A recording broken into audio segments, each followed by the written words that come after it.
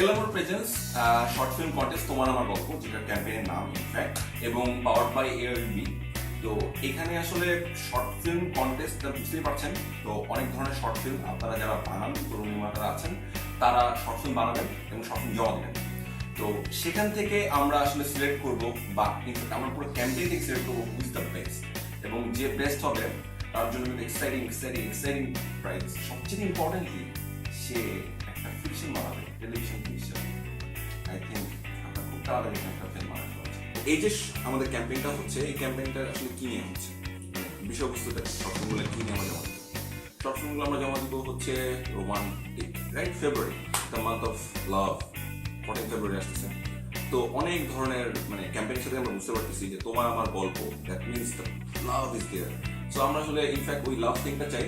so তাড়াতাড়ি wait করে, কি কেন ওয়েট করতেছেন, তাড়াতাড়ি হ্যান্ডিক্যাপ হাতে মোবাইল যা আছে বাইরে হয়ে যান, তাড়াতাড়ি বাংলা সবসময়